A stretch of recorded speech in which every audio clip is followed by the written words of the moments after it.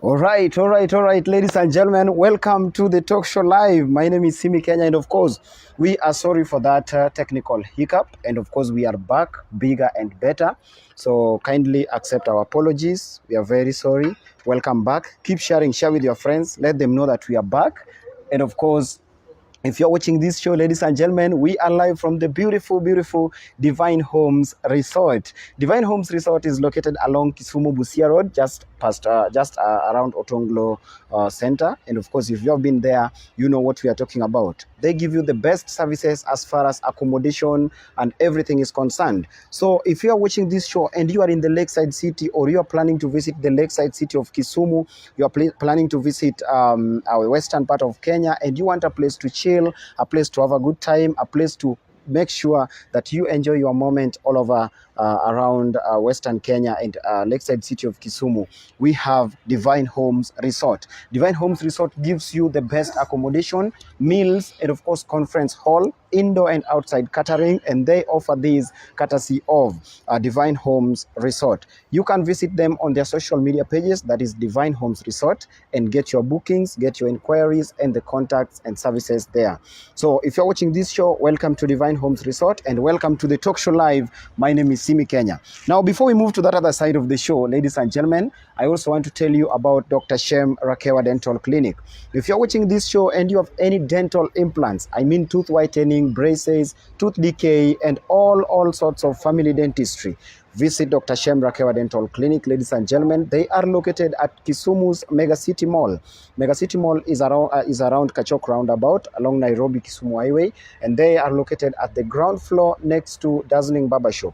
They offer beautiful services, and of course, one good news is that if you're watching this show and you have any insurance cover that you are using to cure yourself or for your medical treatment, you can use that to visit Dr. Shem Rakewa Dental Clinic. All medical covers from NHIF, APA, UAP, AON, and all insurance covers. If you want to visit Dr. Shem Rakewa Dental Clinic through inquiries, you can do that through their social media pages, that is Dr. Shem Rakewa Dental Clinic, on Facebook, Instagram, and Twitter, or you can call them on the official number, that is 0732 224624. 0732 224624. Visit Dr. Shem Rakewa Dental Clinic today and any day and get the smile you've always wanted. Omin daddy. Yeah. Mane kaka luongi, eh?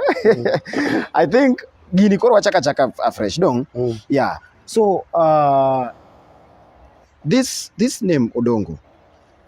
Ere kaka adoni mundu ichaka gi introduction maler mondo wadhi kaka nwadhi chamos ne jowa modonjo sani gi jowa mane waonge godo mondo koro wachaka gi nikech koro to wan sawa kamano. An nyinga iluonga ni Collins Otieno Wigo. An jaoyo ma Rageng. Rageng ni Rarieda. Rarieda ni Siaya County. Yeah. Ma in Rarieda constituency. Koro nyinga mar thum ma ji ong'e iluonga ni Odongo Swag. Yeah.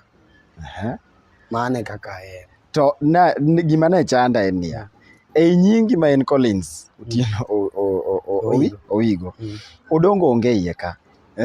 Koro ng'ato samoro nyalo penjo ni to ere kaka ing'eni thoth ji samoro kata an nanyalo ng'eni maybe un ka twins to in Odongo Opiyo nitie. Koro ere kaka ni chope nying mar Odongo Swag ni? Ontie gik moko ni nickname. Koro maybe nyalo chaki gi nying kwaru mano tho. Nyalo chaki kata mana usiepu kata mana baba kata jasiasa moro. To an Odongo no mano nying kwarwa moro mano tho. Swag ni to biro mana through Solomon Atito. Mano chaka nying mar Swag. Koro chon king'iyo to king'iyo albums ga mokwongo 1 gi 2. Ibiro yudo king'iyo ibiro yudo ka nondigi ni Odongo Wuod Nyawela. Sani tibiro yudo ka tiyo mar Odongo Swag. Koro nying mar Odongo Wuod Nyawela ne kafayo keth nikech mokwongo nowacho no bor. Obor sana. Gine to bor.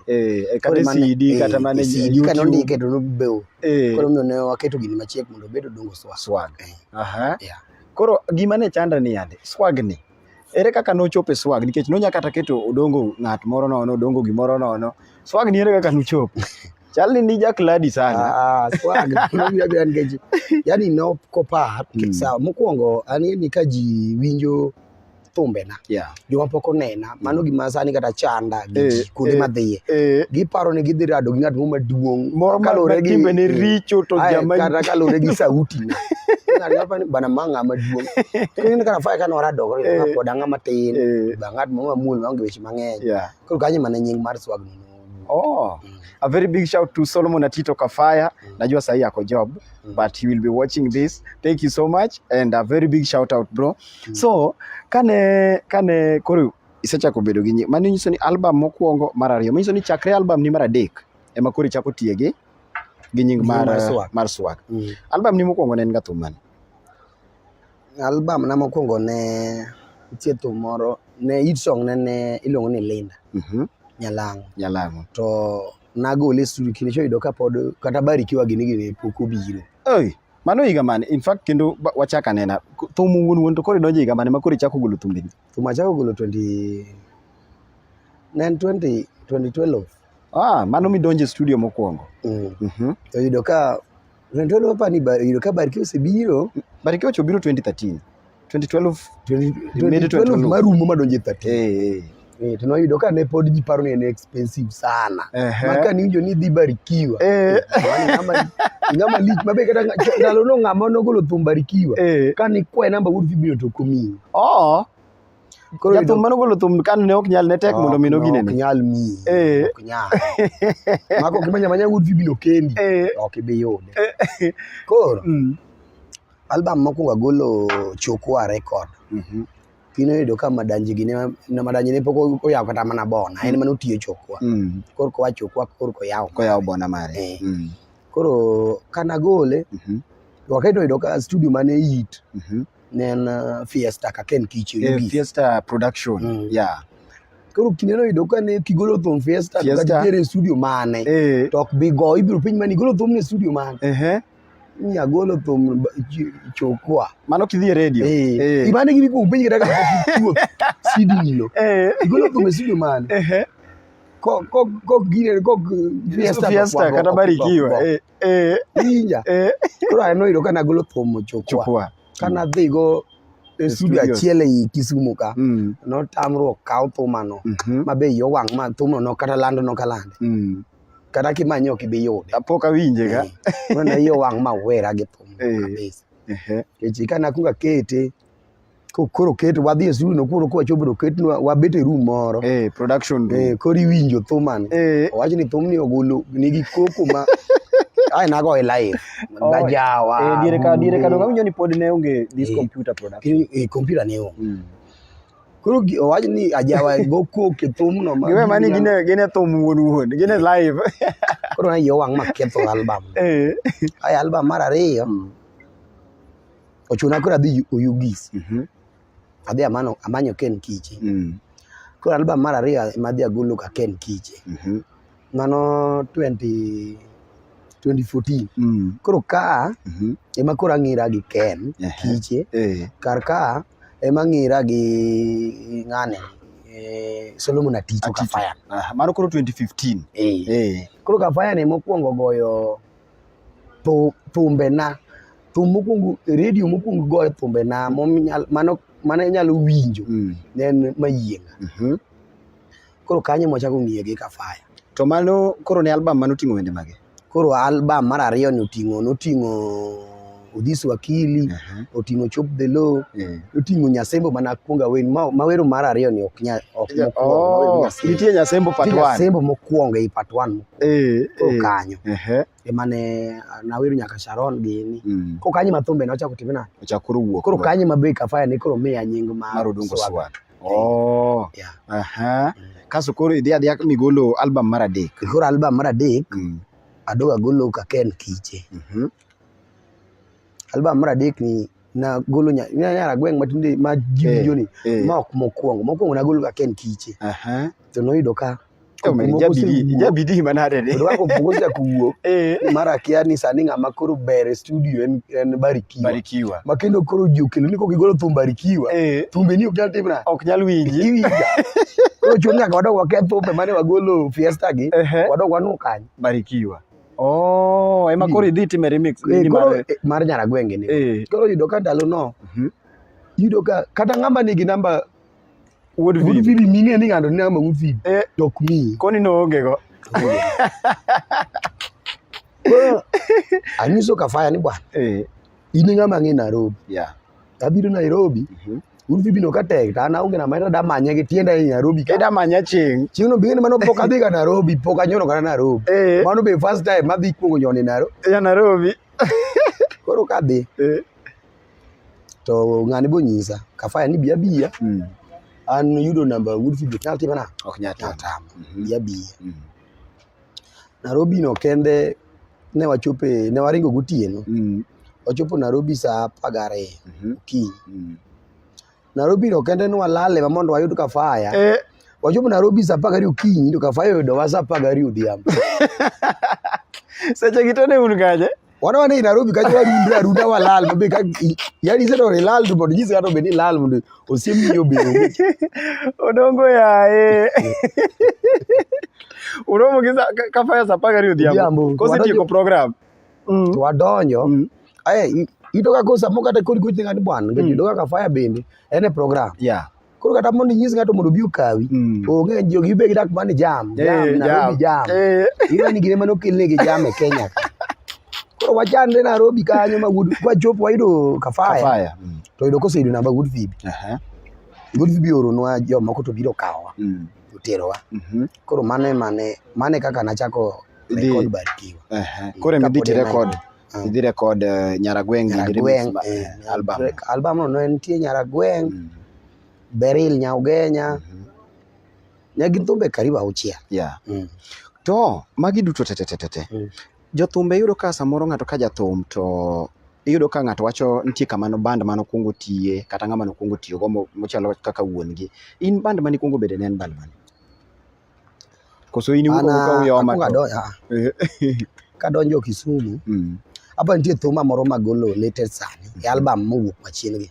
mar Osiepe inyalo winjo kaka nadonjo Kisumu kaka bet an kana donjo Kisumu kana donjo tachako kaka gima nokela Kisumu kana en bedo somo carpentry fundi bao tingeni kaka na dala kedo ka bendi dala waningeni wanetina wapuro walupo kona seng'ie pesa madala miyudo cha in kuka biro ko ng'adwa ketino da puonji in pesa ok yud kiadi chikia iwinja okeda da tiyo pesa achago doki gachiel ka inyalo chak chula to bok en gimo malongo en ka komika gimo matin awera go ma pesa no se chulna ga weku no chulni ng'ama ne puonjini ok en ng'ama ning'eyo like en ng'ama no chulni achula maweyo maringa we koro kajo be koko wuok e kinda gi jonyuol go ni ere kaka nyathi nyalo dhi Kisumu to gima notere tiro kotimo to gino docho ochulne aringa we koro ka we kaya chandra tedo chalo tedo mandazi Nyalenda ne in Nyalenda nadak Nyalenda ka mandazi na weyo ana nyaka pima an nyaka jokiwasi gi atiyo chaka weyo adonje manamba manamba bende atiyo bende aweyo ai koro kadonje thum adonjo kino yudo ka club mane shika ndalo ne no Lualo gi Badis Badis Tuskys Badis ma kikalo Lualo ni mbele Badis ni gichien ka kikalo Tuskys kidhi malo koro kino yudo ka adiki jabondo ne gocho Lualo to ng'ane ne gocho Badis Saba mane tho Otis Jakindo koro kana dhi to Saba mana donjo ire Saba obedo go nogona nyaka bei machule bei mar to madonje tho mar mundu punya tho mechne aonge gima mama ng'eyo nagombo ng'eyo to onge gima mama timana manyiso ni ndalo gi tete onge gima thum onge gima mama ni seteme thum ne onge koro ogoni bei nyisa na manyi singa alfabich koro sigo wedo ka be an asechoka an galufu na muredi adek koro nyisa sa koro gima watim alfabich no kanyala yudete wati kami alfadek na ti alfare mdo na bro chuli mos koro watiyo odiochieng'a go thum otiena go thum odiochieng'a uso ywech mo ma Mombasa mar makuti miywe go laro koro odiochieng' auso yuech mar makuti no otieno ane thum. Koro ka wang' ayudo 500 moda kila miye, kayudo 300 moda kila miye. Seche gi dong itiyo ne? Ok chula. Dong ipuonja an onge gima ng'eyo. Mabe seche go sabasaba sama ni studio ni e stage no. An ok adbed e stage. Onge gima ng'ego. An wacha anyalo donjo tamuro bul. Iwinja wang' nyalo temo ngeng'o sama band leader pok odonjo. Ikata en race go ngeng'o. Ipuonjri mos kamano. Ma chule 2,000 ne. Kanyo bing'eni sama mondo ichul band leader 2,000 no, joma ni piny kaka jo keyboard, jo drum, jo ajawa, jo ngeng'o moseng'egi. Be mondo weni gigi. Be nyaka ichul gi sama band leader pok odonjo. Mondo mi ng'ato weni ongeng'o ne moro. Weni ongeng'o no mimun. Ichul. Koro itiere kata lunch kata sapa moro. Iwinja. Koro wachanda gi sapa kamano mang'ego ajawa, mang'ego bu drum. Ai koro chike mana ni kanyo ema nogola. Ichido ka chopo kama koro dhako ema koro chikni wacho ni chul ng'ane pesa makama. Ng'ane chul kama. Ng'ane chul kama. Koro gino dhi okelo pesa saba. Mako gi madam. To kati winjori gi band leader to ok chuli. Ng'adi oringo moa. Koro an adhi ka Jakadengi. Ka Jakadengi adhi ka kia wer. Ko Jakadengi ka ema ng'e wer. Onyango Jakadengi. Ene mopuonja wer kabisa. Ma bende first album na mokwongo minyo na lal. Oyudo ka otiyo gi Odero Jakasule. Odero be manogona first album manolal. Odero Min Mercy. Ere manogo first album. Ae kor ka wuok. Adiwa koro nitie joma be nayudo kanyo. Ocha koro kelo fitina ni Odongo mano biro nyoro ka oyudo wani. Sani koro wer. Segolo thum.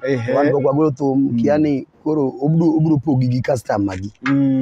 To kanyo bucha okelo pogruok moko matino tino maber aringa wuoka. Koro achako yawo band. Band ni banda yawo gimoro 2014. Aonge ajawa, aonge ongeng'o, aonge thum. Ana awer kamano. Keyboard no ba onge. Koro iyudo ka aya bul, aya ajawa. Aya to pod achulo joma gogi. Jogi bida chul. Samo iyudo pesa matin michulo jotugo keyboard no kichul. Wang'i biri mai keyboard e mbele ji. Idhi go udong kanyo kuno. Aya yo wang' ma awe thum. An awe thum 1 year. Ka onge okidhi e thum kamoro amora. Koro adonje mijengo. Koro mijengo no kaduga donje. Ago mijengo no 1 year. Mano 2014 nyaka 2015. Aya pesa na mano mijengo ni. Yamane koro adhi record go album mar Beryl Odongo ya gini ma wacho. Ka Woodfield. Manyiso ni seche gi thum to ne pod ni e chunyi makata ni practice ki. Na practice gi iro ka ndika thumbe nago. Sama wang' adhi kata go lwedo ka ng'ato. Anyalo wero gi. Wow. Such a beautiful journey. Ladies and gentlemen, if you're watching this show, make sure you share with your friends. We are live with Odongo Swag, Odongo Wodinyawela, Odongo Yai. And we are live from Divine Homes Resort. If you're watching this show, I want to tell you about Dr. Shem Rakewa Dental Clinic. If you're watching this show and you have any dental implants, be it tooth whitening, braces, tooth decay, and all family dentistry, make sure you visit Dr. Shem Rakewa Dental Clinic and get the smile that you've always wanted. Dr. Shem Rakewa Dental Clinic is located at Kisumu's Mega City Mall. Mega City Mall is along Kisumu Nairobi Highway, that is next to Kachok roundabout, and they give you amazing services. They accept all insurance covers and make sure that you get the smile that you've always wanted. What do you mean, Daddy? An gigiri moroka. Inye gini? Ange. Ma iluongo nango? Mano nyundo. Ladies and gentlemen, tuko hapa na nyundo. Odongo ang ninyiswa kaka ichwade ga gi nyundo. To ka ok en nyundo ni to be ang ninyiswa ni en nyundo. Odongo ing'eni kiwerga to nitie joma samoro paro ni ng'at moro ma ok muol kata ng'at mo ma arrogant. Kata kaka luwore gi weche ma samoro wache iye kacha. Weche ma samoro ibole thumbe nigo eko nikech actually thum ka thum album ka album miwero nyaka yudie thum achiel moro kata ariyo moko madonjo nega ji kata kichako gi madharau neno nyaragweng neno like nitie weche moko ma samoro ibologa. Ere kaka itimoga composition mari? thum thum biro yore mopogore. Nitie thum antie thum ok manyalo leko. Nitie thum manyalo neno gimotimre ne ng'ato. Nitie thum manyalo wacho gimotimre na. Iwinja. Koro composition mara biro kalure gi gimineno. Kata samoro mileko ya. Koro kata kilure nikech ng'ina dhano chako ng'eya gi thum mar Nyaragweng'. Nyaragweng' ne en gima natemo ng'eke ane samoro ng'ato dhiero ni to Nyaragweng' ni en thum mane. Thum ma Nyaragweng' wendo dhi ni Nyaragweng' tahero nikech onge asara ani samobiro wendo na kata fea okokwa ya mago chakula ta kipiluoko kotera kodwa Nyaragweng' dhi nyaka dok luokre. Koro gimomiyo ne thumni biro nago thumni en nokalek en gima naneno kata kidogo dala goye kata dala en gima neno Kisumu ka kido kana dala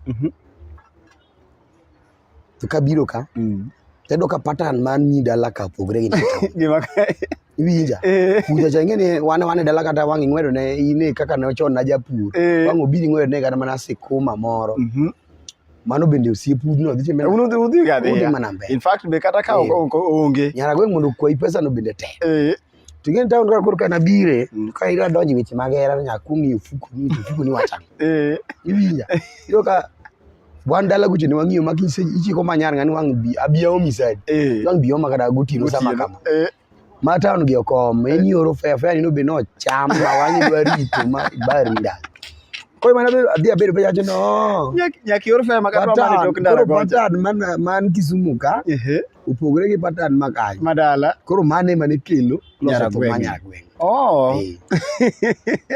Koro to naluoe gima naneno maneno to madharau bende binge nitie joma luongi ga ni Odongo Madharau in fact kata Facebook account ni Odongo Madharau nago Madharau ere kaka Madharau ndio biro Madharau ne nitie nyako be mane wan go mano Madharau be ne gima notimre na but embe dong en album mar mar Nyaragweng' ni Madharau ni album mar Nyambita mokwongo patwa koro Madharau ne nitie nyako mane wan go nyako wino to yudo ka ng'eni ero pogre samoro nyalo bedo ni in piny kawuono to wan kodi ok ochuno ni sama wan kodi in malo tan piny koidwa ni trita to mana kaka idwaro ke samoro maybe kinya nyalo bedo malo kamano to in nyalo timena nyalo dok piny koro nego bende seche ma un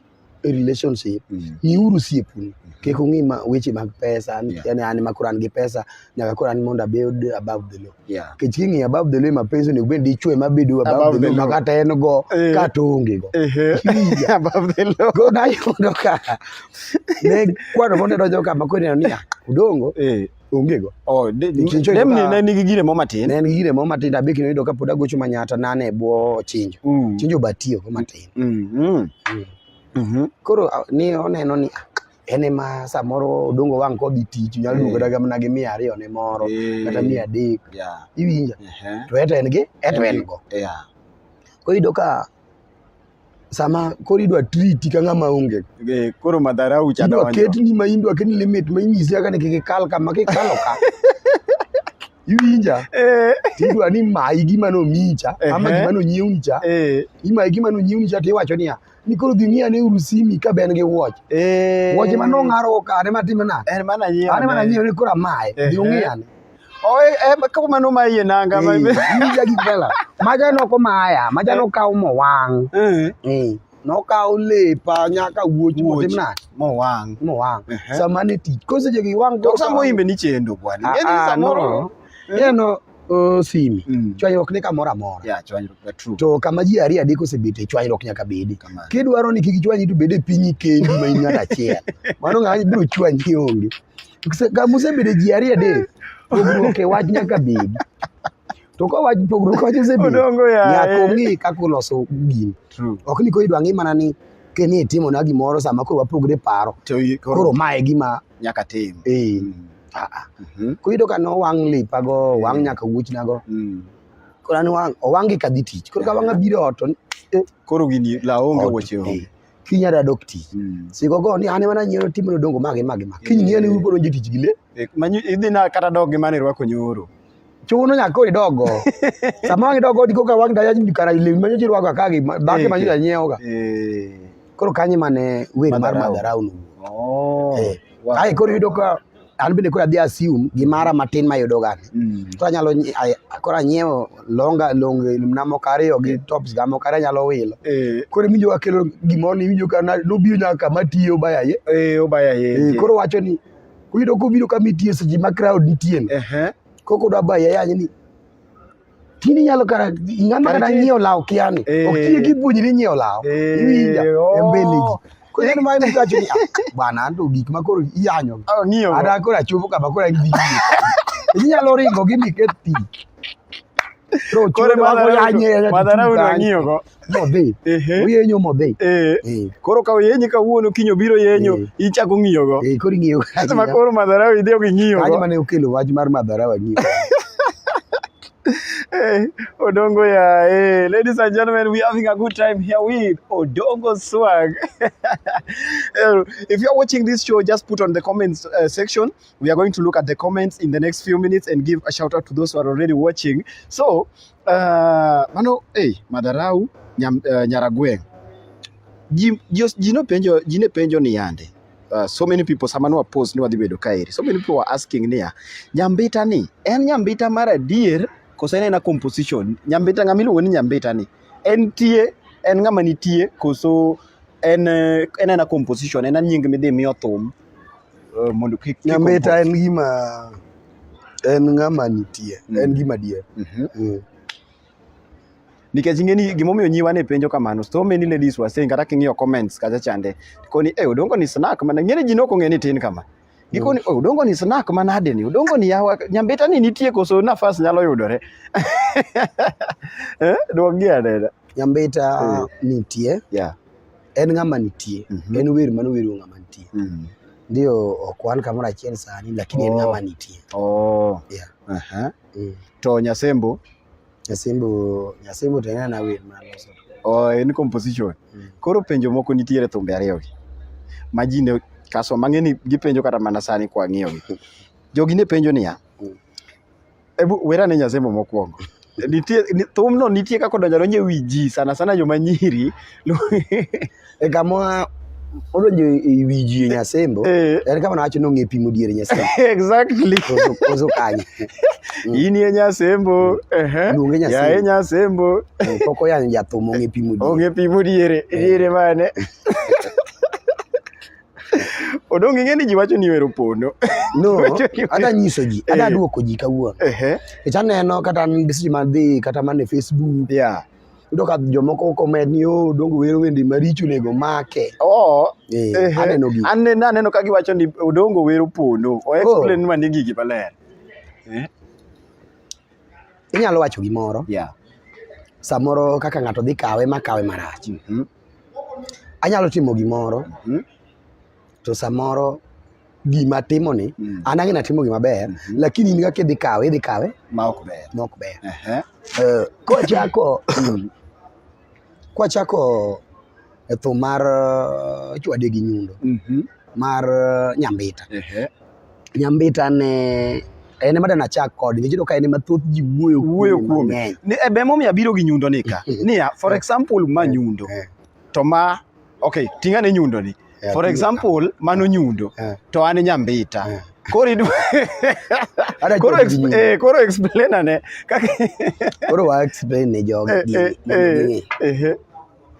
mokwongo nyundo mana gwen ma nyundo achiel ni ma nyundo mana wuoyi ma ng'ato paro no kara ng'at maparo no en emoparo marach en emoparo pono kendo ka gimoparo pono neno otere level moro mok ber koro nyambita ndio ka chinga yana nyisi ni an wetho ma tiyo mijengo one year ni mang'era gi nyambita kana timo mijengo nyambita ni bende ne wan go kama ne watime mijengo iwinja Kisumu ka mano 2014 to 15 mijengo timo higa achiel koro nyiro kidhi mijengo to nitie ga mon moko kata nyiri moko be mane ye kama nyalo kelo pi ioro gem gicha ogemo winjo gimo kala koro nyambita ni ne wang'ere go e Mjengo ka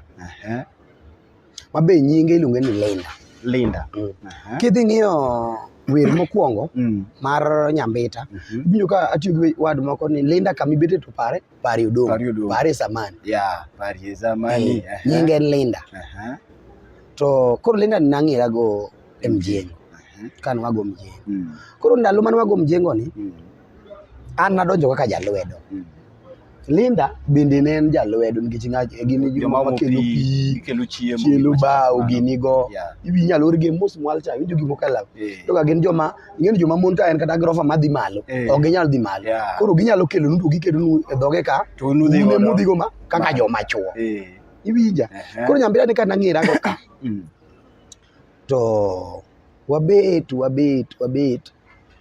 ka koro ka ne kama ne watieni ne koro rumo ne en kama wani tich koro norumo tich koro ne rumo iwinja koro ka tich orumo ka koro ji pogore ng'ato koro ji pa shughuli to seche gi usehero ruko so yudo ka wasehero wan yudo ka mama wero yudo ka wan gi karibu dweche moko 5 ka wan osiep iwinja koro en bende uchuno mondo bende pogre yore ne tich mo mano yaw Nairobi kone wacho ni joma nyalo dhi Nairobi dhi Nairobi joma bende neno ka Nairobi bor nyalo time na onge kaka inya survive Nairobi adwa Nairobi bor adoge tija mar thum cha iwinja koro Nyambita gini notime na gin gi dhi Nairobi gine joma no ting mano dhi Nairobi gi tich mane dhi Nairobi koro kanyo winjo kana kongo akadok Barikiwa benno ka a record thum mokwongo kichudo ka namba mane simba be nodhi olal ma namba ne mane an go bende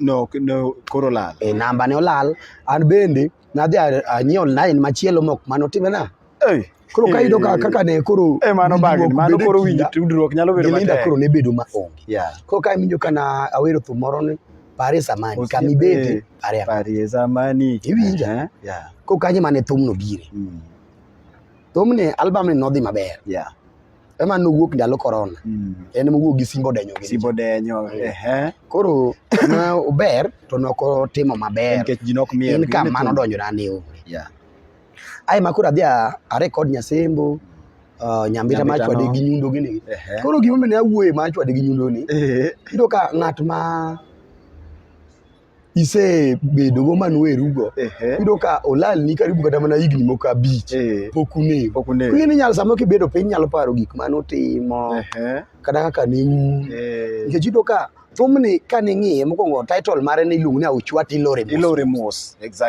mane title manowuok go de album Auchwati Ilore Mos en man gi sani kalure gi pressure mar ji to wadog waloke koro wakete ni chwade gi lakini nying kata ka ndalo mana compose thumno title mare ne Auchwati Ilore Mos ndio kata kinjo kaka cha kinjo anyise ni era dwa ng'ama oye era dwa ng'ama make kochopo tieno gigwa dwa ng'ama iye wa gik machalo kamano winjo gimo kelago natemo bedo piny samoro aparo kaka ne wachandre kode Mijengo iyudo ka samoro giting'o kata mana bepe giting'o blocks giting'o pi ka gibiro go aya ka gichopo go e gine ground floor to giwakawo go kwadhi ma winjo kanyo mane koro kelo compose mar thum iwinja koro winjo kaka wuoyo mochopo kar chwade gi nyundo ting'e gi malo koro ting'e gi malo ni pogruok kaka ana wuon thum pogre kaka napare gi kaka jomoko time na koro kawe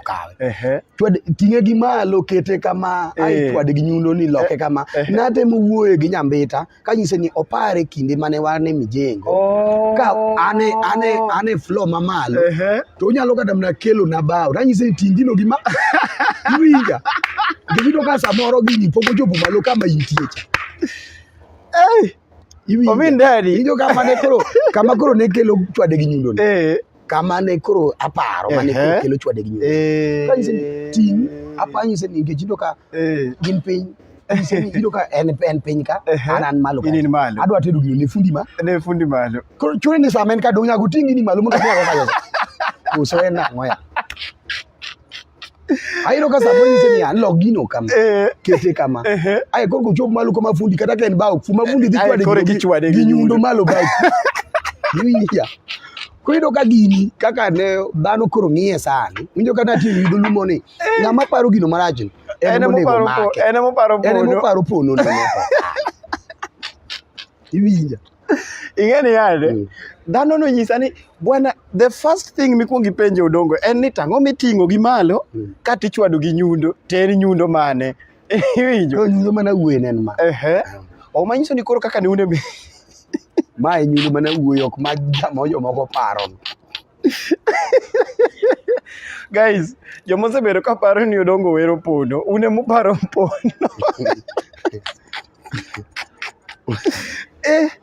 To sama ni record gini, be ning'eni ji dhi kawo gini kama? So an ndalo mana record, thumbe manang'e ni nyalo winjre, ne en Nyasembo, Odongo Yaye, to gi thum moro ni Ana. Ana.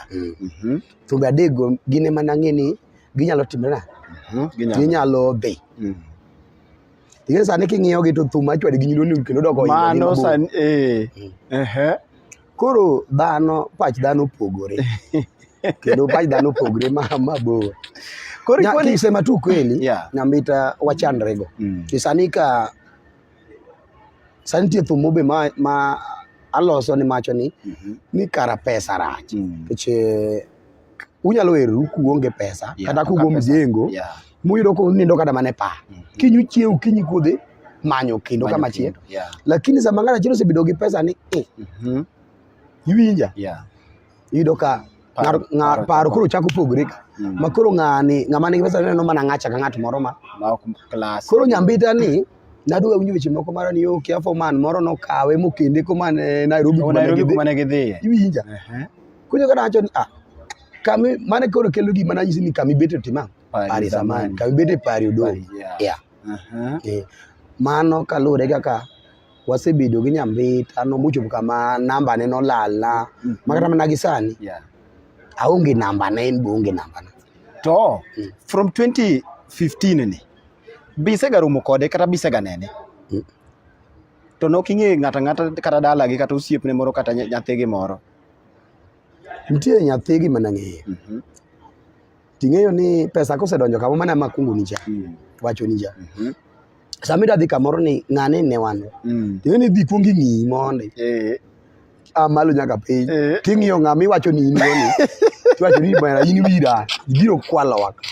Koro nyambita ne odhi yudo foreman man gi pesa ma kata wakati ne entie ndalo moko mana dhi nyaka dala gi Mbita. O dala gi midhi michopo dala gi.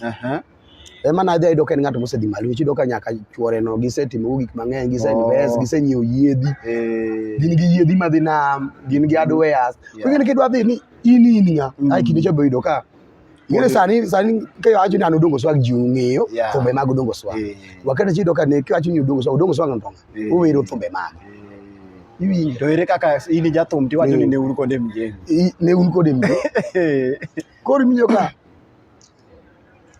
mana dhin nokayude nayudo wadgi. So kane atemo explain negi to negineno ka gima ng'ato matimena Mariam. Tiparo ni sani kinyalo romo kode wach mane minyalo kode gisani kata kopono watch gisani to anyalo lamone ngima maber nikech en ng'ama nigi ode, en gi famili ne. An be sani ng'ama nigi ode, an gi famili na. Koro nyalo wacho mana ne chano Nyasaye. Dhi mbele gi life mari maber bed maber. Ng'ane bende abe lamna timana adhi gi life mara maber. Wow. Ladies and gentlemen, if you're watching this show, we're having a good time and explaining everything as it is. Just trying to make sure you understand this guy who is right here besides me. Odongo Swag is one of the most sensational and of course currently hitting the airwaves as far as Ohangla music is concerned. And we are live here from Divine Homes Resort, Kisumu, Kotonglo, along Kisumu Busia Highway. And of course, ladies and gentlemen, I want to tell you about Dr. Shem Rakewa Dental Clinic. If you are watching this show and you can't smile, you can't laugh, as they always say, not everybody laughs because something is funny, and not everybody doesn't laugh because there is nothing funny. Some people laugh because of the confidence they have in their dental exposure. And of course, that is covered by Dr. Shem Rakewa Dental Clinic. If you're watching this show and you have any dental implants, be it tooth whitening, braces, root canal, tooth decay, and anything to do with dental implants and problems, visit Dr. Shem Rakewa Dental Clinic this and every day from 8 a.m. to 5 p.m. and get the smile you've always wanted. You can visit Dr. Shem Rakewa Dental Clinic at Mega City Kisumu, that is ground floor next to Dazzling Barber Shop, and of course next to Naivas. And of course you can visit them and get the smile you've always wanted, or you can call them on 0732 224624, 0732 224624. Remember, Dr. Shem Rakewa Dental Clinic accepts all insurance covers. If you're using any insurance cover, be it UAP, APA, NHIF, AON, and all Old Mutual, all insurance covers, you can visit that, use that to visit Dr. Shem Rakewa Dental Clinic. So, Odongo, watieko gi Nyambita. Ladies and gentlemen, Odongo wacho maber, kendo wanuoyo. Nyundo modongo wacho en mating'o kani. Nyundo. To gimiteno gi nyundo, gimiteno kata iting'o gi malo, en kodongo paro kaka ne gin ang'owa kod Nyambita Emijengo. Konyalo nyiso Nyambita ni ero chor bauno kama, kete kama, aero duoke kama, ero ting'e gi malo, kata itimo ang'o? Mano en gima nayie. Yaye, Nyasembo.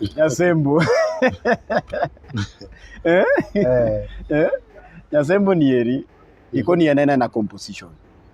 En na title mani miyo. Nyasembo en na title. To Nyasembo kiwa ing'eni nitie gima inyalo wacho. Yeah. Na inyalo neno kata anyalo neno kotimre kuomi. In osiepna. Wacho ni bas gini achala ne gima timre kuoma mondo akete it jopiny makata koro chiemo kata kodoko timre ne ng'at machielo tiwacho ni gini nwasewinjo kodongo koro ne iyudo ka atemo wacho gimoro ni par chien kane wasomo. Ne wasomo gi Nyasembo kendo ang'o marach matinde wadongo no iwinja.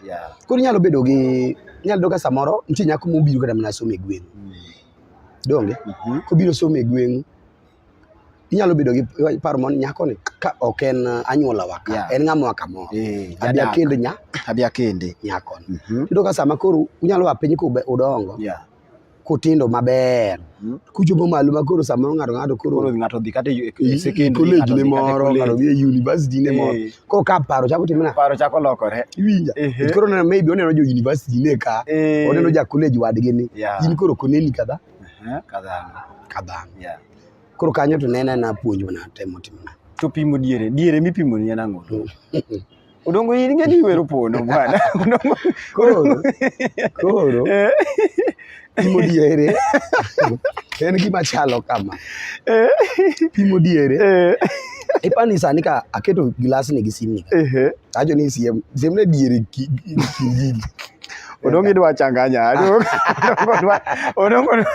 Odongo dwa changanya wadong diere en ka koro nitie gima monyalo wachi di kata dia ni bwana kal dier gini kala ne ka koro diere apa diere ng'ato diere gima normal diere to ng'ato diere to jombe beda pimo ne beduru joma pimo diere to diere to pime kabisa digo gi pimo diere no ringo ominda be ng'ato senyisi baran gimi chiemo gi nanga midwa kida koro nokugola dala nang'o be kata girlfriend ni kata bana chiki so jini kama ni an chiemo kata nanga bikita ko doko gola dala ako mano gola dala ko se wacho ni kama nango mano bas go pim diere no diene bende ka body pime to pime maneo yo kata mo wacho Odongo yania ni pimo diere ti waweyo gigi pim diere oko to dik timna odito ba ketho wan oko wanyu kwa nyumba apa ni kajo batie koro kipimo diere nyaka ng'ina pimo diere kanye Kik ipim diere oko manyalo ketho niyo. Nyaka ketho niyo. Pim diere oko. Wah. Omin dadi. Aparo ni maybe samoro kaka samoro ichiwo puonj kata information e thumbe. Momiyo samoro nyalo paro ni ng'at moro ma ok tin ahinya.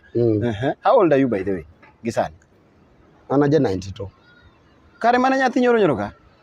Awe wacho nyathi nyoro kata ati kuongo na. An aja 92. But ing'eni ka ji winjo puonj magi kata thumbegi kata ngero ma samoro itiyo godo. To apani emomiyo samoro ji nyalo kata kanwa post nitie picha mana post mari yudo ka samoro ji koni to Kare Odongo tin mana kama. Kare Odongo en mana tin boy matin kama. Koso ma picha machon. Koro Neno Odongo swag, ladies and gentlemen. Adwani mondo koro watieki. I don't want us to go much. Ka watieko. In kaka jathum ma sani winjore kendo ma sani koro osewuok oko kacha ma samoro inyalo dhi kamoro tiyudo ka ji rwak ma ji mi en rwak mar ng'ama ji ong'eyo. Challenges mage ma ikale gi sani ma samoro ji ok ong'eyo kata ji paro ni sani sekalo to iyudo ka samoro pod gichandi kata sama pod ine sida mantie maseneno duration matin nyaka na gol album mar Nyasimbo. Dong igole dwe mar 8 dwe mar 9 ya 19th. Gima neno osiepe mor kikwaye osiepni mor kikwaye to mi eko mor kodi sama nyalo chopo kama kikwaye to ema kodhi kelo ng'ane sungre ng'ane tiyo chaji osiepe nyalo lam ngima lakini ok gombo mondo iloye sama idhi kwaye cha ong'e maler ni ionge go itegemea sama ok ikwaye ong'e mani ng'ane nitie kaka osako yudo gimoro ma koro onyalo lokore loya koro osiep an gima nyalo wacho mana osiep wabed uru wawere uru to kijathum ang'eni apani winjo ka nyisi na chako thum higa ma chon an asebudho thum chako thum 2013 chako thum 2013 adonjo 2012 to achako gi carpentry chako thum 2013 koro 2012 13 you can imagine 13 nyaka sani ng'eni almost 8 years to pinjane ni 8 years no koro sani Odongo nyalo winjre nyalo winjo do Odongo ne nga ko ng'ato samoro kiwinja sani ng'ato nyalo ni adonjo thum nyono 2 years ago kata 1 year ana asebudho industry mathum ka ko imiyo ka sani jomoko be wacho di mar Odongo sani tie koro kama odonje tie weche moko mang'eny awinjo weche mang'eny mana ni Odongo wero gik maricho dwa make mara kian Odongo sani jo ka jomoko ndiko nyaka Facebook ni Odongo no rado go kia ka jalemo moro rapenja to ya Odongo mane mano rado ka jalemo kian Odongo rado go kia ka jalemo moro chunyo tieno mago gik to kwani jalemo ni dakne dhiye ga dakne gi wache mano chon winjo gimora mora ne gi sani to wan jothum gima inyowa ina raka we bedo garaka kigo thum bro chopo kama thumi mabiro goli kateri kamoro iwinja kigi kuong ne thum telo we thume mondo tel thum usi korke luang korke lo thum makidonjo kamoro jikon ma inyiencha ok ni kidonjo to penyi ini wero wer mane mane wabinjo ka chopo kamoro ni samo ng'ato rikni gi yaw ban wang kodhi gocho kamoro ok oyud dhano kinyo chako loro banda neno wawa thum otel ma thum odhi Jien kingi mosa anthume na mag nyara gweng, nyambita, madharau, winja. Maga thume manose kuongo telo. Maga da koro chwade gi nyundo gini gi lowe Nyasimbo gini. To gin ne gisetime na? Gin ne gisedhi. Yo ka sari kata kwadhi kamoro. Yo ka dhano nyalo kuongo donjo nwa kata kapok watime na? Kata kapok. Pok wachop. Kalore ni dhano ng'eyo gima gidhi miel. Dhano ng'eyo ng'ama gidhi miel.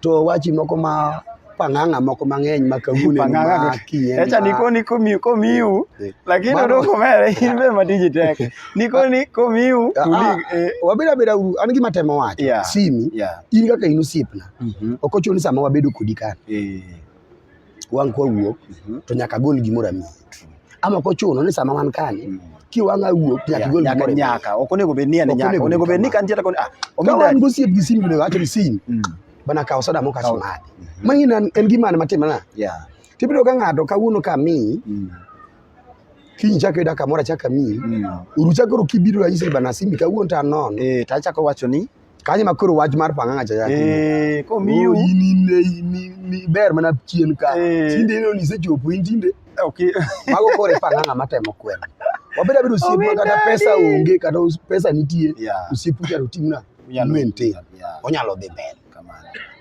To mogik en hera. Wabeduru kaka jothum, wabeduru joma ng'eni customer wanyalo chawa kaluwore gi gik matimre kata magiwinjo wawacho. Iwinjo. Ang'eni sim ka an onge sama customer nanyalo biro ira wanyisa niya dwa gona kana mbak jathum moro. Michike. Nikera adhi ka ng'ane. Ayudo anyise niya kechang'en ka wang'a temo wuoyo mawacho gimo kama to gini osetimena. En owuon odhi dok. Samoro en more kucha mondo bi otimena. Mondo bi opim wiyi. Mondo oduoke. Bedi ng'ato momakinjo ka idachak wuo ama kuodho jathum moro. To wacho ni baba man to ok timre karaka. Mano wagaga mawa makambaka orumo to wawewe. Mano ibiro yudo ka ibiro dhi mbele maber. Iwinja? Kendo ibiro bedo gi sim maber. To wabedo gi hera to gi luor. To ng'ato wayie be gimiluongo ni loch. Ng'ama osehingi. Ing'eni ka ne uringo no ketu kama udwa ringo. Ng'ama oseyombi kata machiel. Weri gi ng'ani en odhi. Gima kori focus ni ng'ama ni toka ni kiko kadi. Iwinja? Ng'at mosedhi ni weri kod ng'ano osedhi en ok ibi juko. Gima kori ng'e ni ng'at mani toka mayombo gonda machiel ariyo ni. En ba amen ten kiko kala. Iwinja? Sama idwa focus kuom ng'ama osetelo ni. Ng'eni wene ng'ani chance ng'ama ni toki ni. Ebi dhi poko kadi. Kuri biro bedo ni nisiki yuare gi ji te pile. Tidong' mana chien. Wabedo jomoko mawer ma sama ng'ato timo gima ber tinyalo appreciate ni simi notimo gima ber.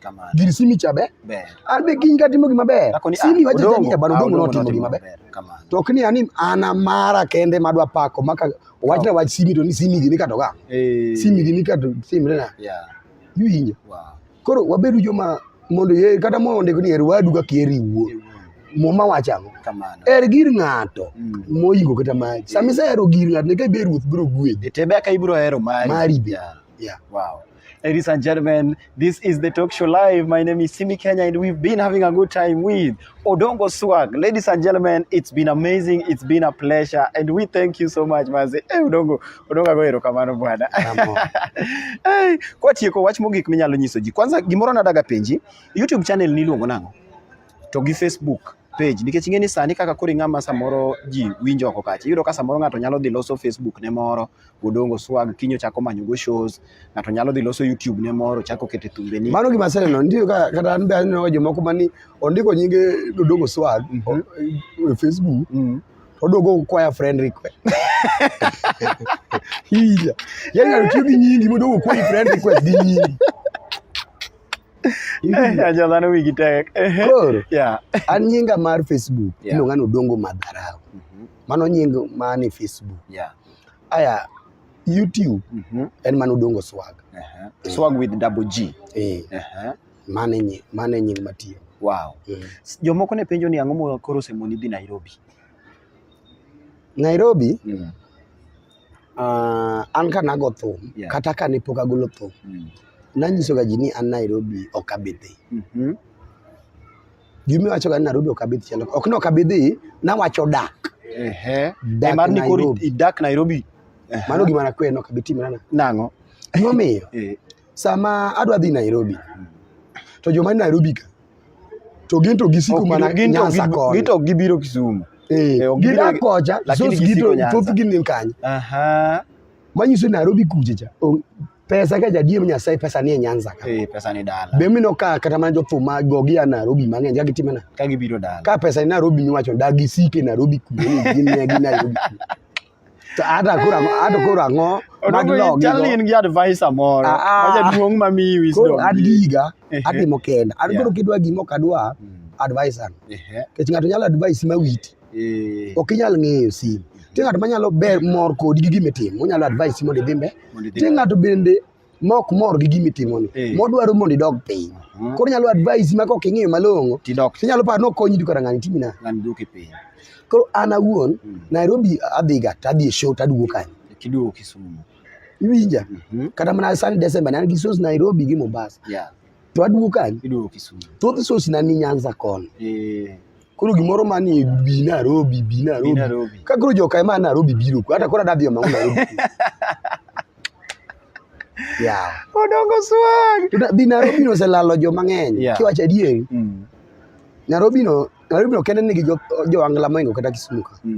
Nairobi no nigi jo angla makata mapok ong'ere, magomba mondo ong'ere, dabal. Be momino ka joma dongo ka wene gi kucha mondo gitime na mondo giduogo gigo giduogo kon. Nairobi kuno nigi jo angla mang'eny. Ma in ni swear ni mana gima na wacho ni anto gima ni nadhi dak tich biro tera tatime na tiduogo kata ken tich mar weekends dala day dago joga bok bidak Nairobi gidak mana Kisumu wabit wago so waduogo mane kaka na wacho chon kata be ma pod anuoga kata sa sama jo Nairobi ni Nyanza kon tu ini dwa dhi Nairobi ai dite mangu ipana gina ngo mogolo gi Nairobi kana iwacho Nairobi nigi pesa ango mogolo gi kuno mondo giduogo moko ka kuno nigi pesa da gibede gi cham pesa gi mana Nairobi ma Nyanza konye ma giduogo Odongo min nadi ne wach mogik watieko an wach mogik mawacho ana amor gi ngata kendo aparo ni my first album na manyalo wacho ni odhi ahinya moingo albums masegolo te koro anyalo gombo mondo adhi mbele mokalo kanyo ngata anan thuolo gi ngata ma dibed ni diwinji wach marach kata kuoma afadhali gochna to nyisa penjano dongo ke hata mako na sim ngata tipenjano donga winjo kama ber na moloyo na winjo ni ngane no wacho kama kuoma second aparo ni kamora Kenya ka duong tie kuno moko be minyalo dwarwa pok wachop to wan bende wanyalo gombo timo na chop koro gima duong en connection kapo nyalo ng'eyo kama minyalo gombe inyalo dwari Odongo to Odongo pok ong'eyo kanyo inyalo tuma na connect an ke jan asach nyaka namba na mane gine na mane kaka nying matiyo e Facebook to gi inyalo dhi gine mar Odongo Madarau to yuda ti wachna acha ni adwa kata idwari kama wanyalo timo na ana mor gi ngata onge gi weche mang'eny ana duoko mana iro kama medu supporter kata mana e WhatsApp Facebook e gine YouTube channel mara Odongo Swag amor mang'eny kabisa erokamana ahinya thank you so much ladies and gentlemen, it's been a pleasure having these sensational and amazing gentlemen live on the talk show. My name is Simi Kenya, and of course a very special shout out to Divine Homes Resort. Leo tujaenda huko kwa hall, tulikuwa kwa gardens, and of course a special thanks and special shout out to Dr. Shemra Kewa Dental Clinic, doing amazing job and making sure that each and every time you visit the clinic you get the smile that you've always wanted. Thank you so much ladies and gentlemen, until next time we shall be asking you who you want to see on the show next time. Program ni weekend ni chalnadi kawuono ne wan oyawe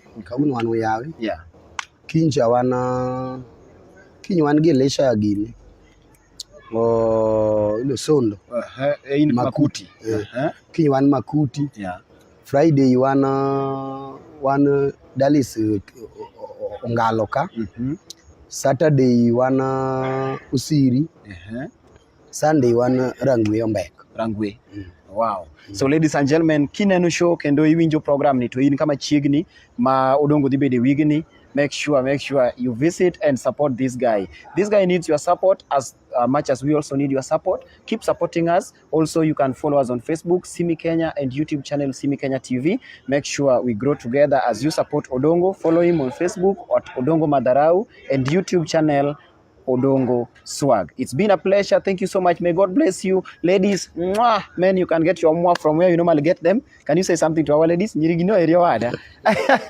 Ana doko mana ne giero kamano. Gimed pimo diere. Ngaro pime gi ochwade gi nyundo kako ng'e. Yomora mora nyalo chwade gi nyundo kaka ng'e. Kamano. Thank you so much, my producer. It's been a pleasure. May God bless you.